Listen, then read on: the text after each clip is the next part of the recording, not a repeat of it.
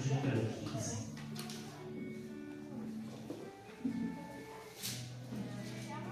Glória a Deus, aleluia, Jesus. Glória a Deus, aleluia. Tu és maravilhoso. Aleluia, Jesus. Glória a Deus. Glória a Deus. Evangelho de Jesus, segundo escreveu Lucas, capítulo de número 15. Nós vamos ler alguns versículos, porque o texto que narra a respeito, que traz essa narrativa a respeito da gráfica perdida, é um pouco extenso. Então nós vamos ler alguns versículos. Por favor, você que se encontrou ali, capítulo de número 15, do Evangelho, segundo escreveu Lucas, se manifesta dizendo graças a Deus. Graças a Deus. Que bom, irmão, que você encontrou. Aleluia. Vamos fazer inicialmente aqui a leitura do versículo de número 1. Amém? Amém. Diz assim o versículo de número 1. Aproximavam-se de Jesus todos os publicanos e Pecadores. Vamos repetir. Aproximavam-se de Jesus todos os publicanos e Pecadores. aí diz assim, para o ouvir. Versículo 2. Os fariseus e os escribas murmuravam dizendo, este recebe pecadores e faz o quê? Come com eles. Vamos repetir. Este recebe pecadores e Come com eles. Versículo 3. Então Jesus lhe contou esta parábola. Qual de vocês é um homem que, possuindo 100 ovelhas e perdendo uma delas, não deixa no deserto as 99 e vai em busca da que se perdeu até encontrá-la? Amém? Amém. Nós vamos ler o versículo de número 8. Ou qual é a mulher que, tendo 10 dracmas, tendo quantas dracmas? 10. Se perder uma delas, não acende a lamparina, varre a casa e a procura com muito empenho até o quê? Encontrar. Versículo 11. Jesus continuou. Certo homem tinha 2 filhos. Quantos filhos? 12. O mais moço deles disse ao pai: Pai, quero que o Senhor me dê parte dos bens que me cabem. E o pai repartiu os bens entre eles. Passados muitos dias, o filho mais moço, ajuntando tudo que era seu, partiu para uma terra distante e lá desperdiçou todos os seus bens, vivendo de forma desenfreada. Em outras traduções, dissolúvel. Amém? Amém. Amém. Só que aqui, pode tomar o seu respectivo assento em nome de Jesus. Glória a Deus. Aleluia.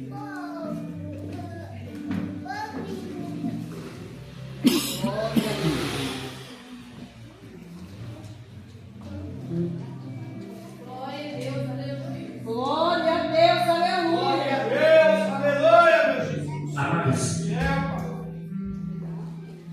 é de conhecimento dos irmãos que a Bíblia Sagrada, o livro dos livros, este que está ali sobre as suas mãos, ele possui 66 livros. Quantos livros eu disse? 66. Eu vou repetir. Quantos livros eu disse? 66. Isso.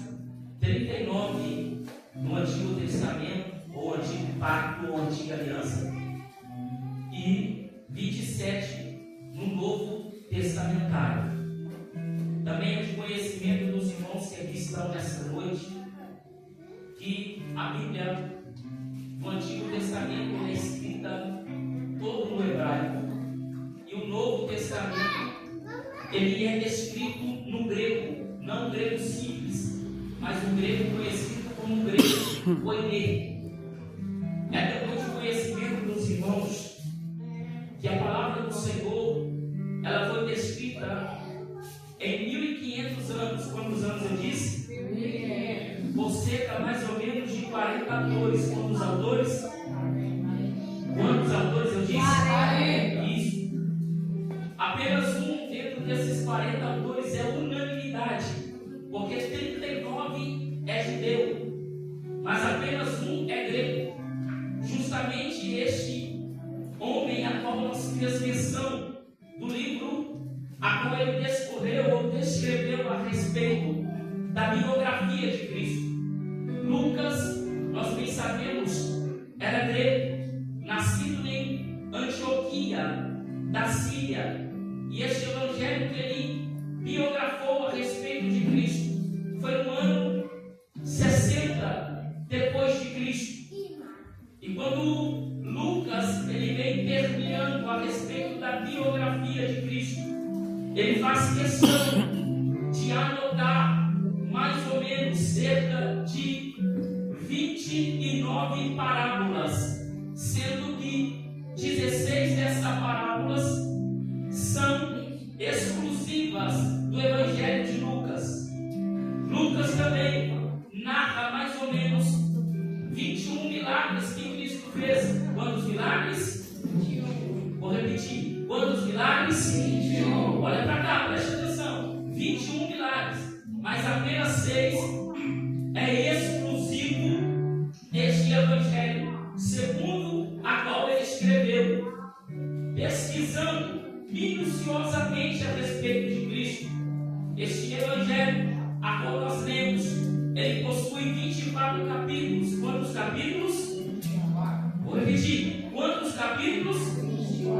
Mas presta atenção na mensagem. Quantos capítulos? Cerca de 1149 versículos, da qual todos mencionados a respeito de Cristo. Então tudo que Lucas vai falar aqui não é a respeito dele, não é a respeito da vida dele, não é a respeito da casa dele e nem da parentela dele. Tudo que vai ser mencionado aqui é direcionado pelo Espírito Santo, claro. Tem a ferramenta humana que Lucas também usou para pesquisar minuciosamente os acontecimentos que ocorreram nesses 3 anos e meio de ministério de Cristo terreno. Nós bem sabemos que o Evangelho de Lucas, dos sinóticos entre Mateus, Marcos e Lucas, Lucas é o maior dos evangelhos e o único evangelho a cronografar cronologicamente todos os acontecimentos de Cristo, desde o seu nascimento, a sua peregrinação, até a sua estadia dentro de Jerusalém e a sua morte na via vicária, dolorosa, então a ser consumada no Gólgota, lugar de caveira. Lucas, ele teve ali apoio de alguns apóstolos, porque ele viveu no tempo dos apóstolos.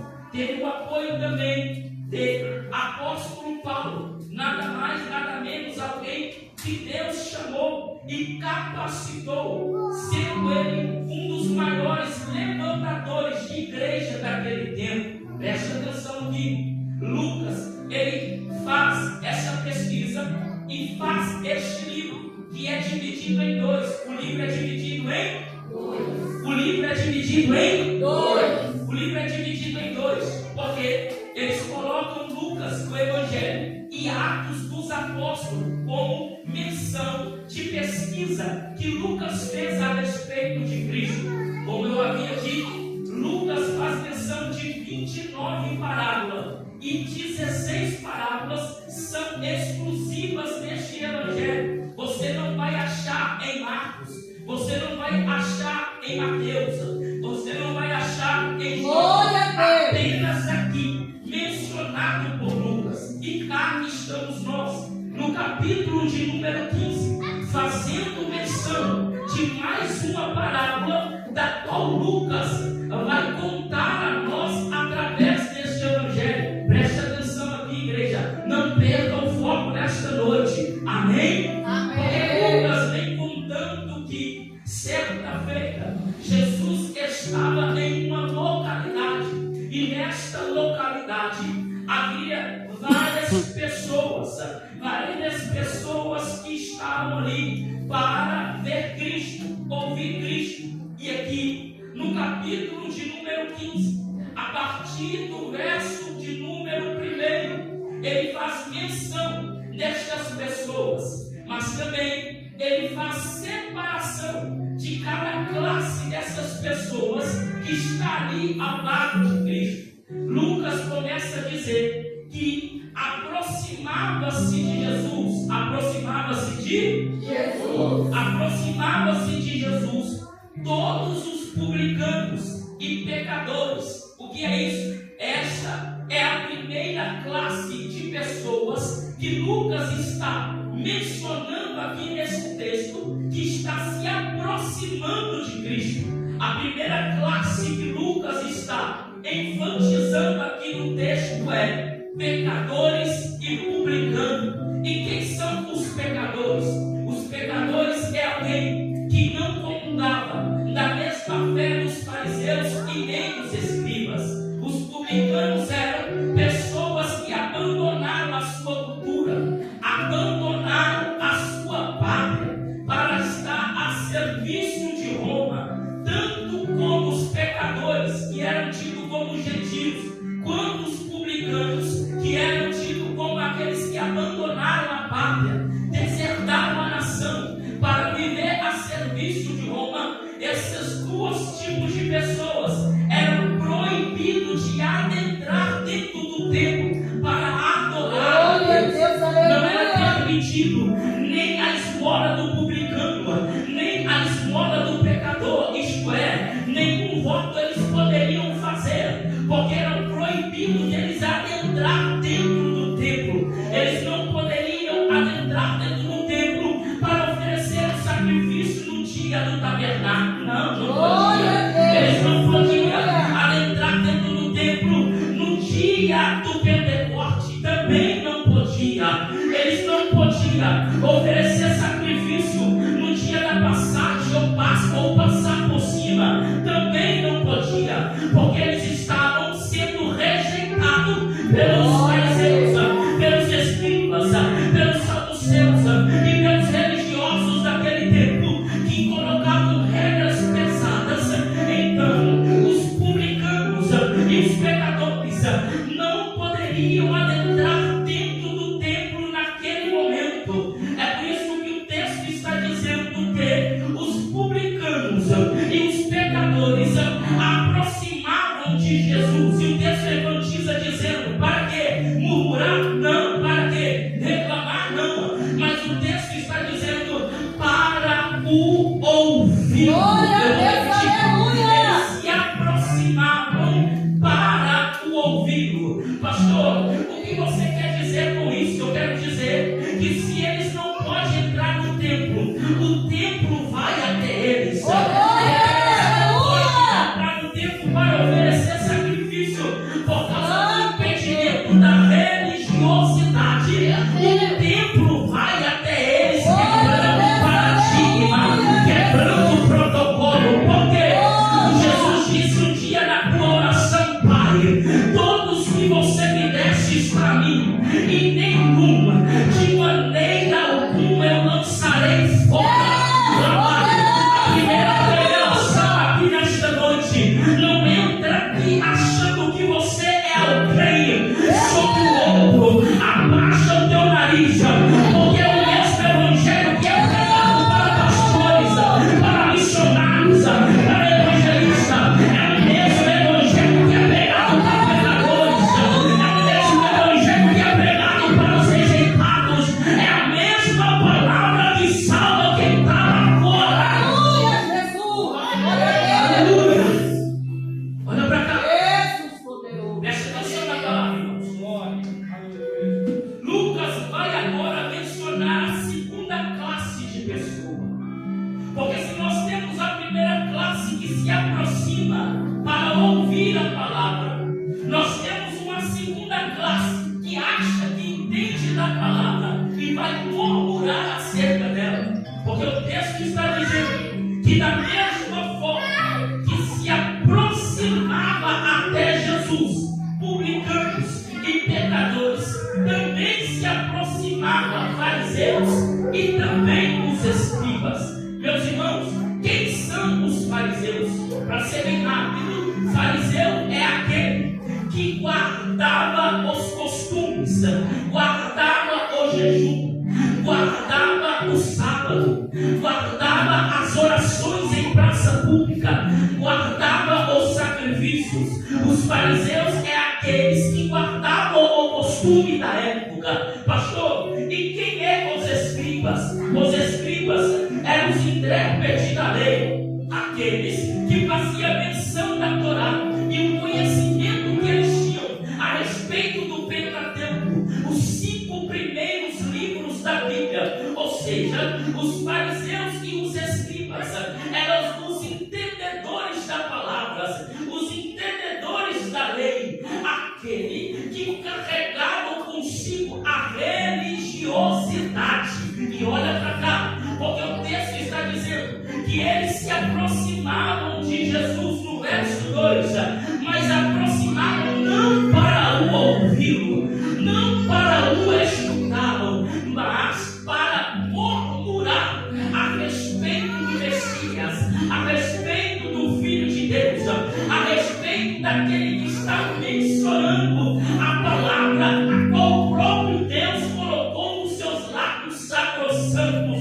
Observe, porque Lucas está enfatizando que aonde Jesus está, pode ser, vou repetir aspas, pode ser que haverá 2 classes de pessoas, pastores: pessoas que entram para ouvir, mas pessoas que entram para observar, pessoas que entram para comungar da palavra, mas pessoas que entram para olhar e dizer assim: se eu estivesse no lugar dela, eu pregava melhor. Se eu estivesse no lugar dele, eu pregava melhor. Se eu estivesse no lugar dela, eu era uma dirigente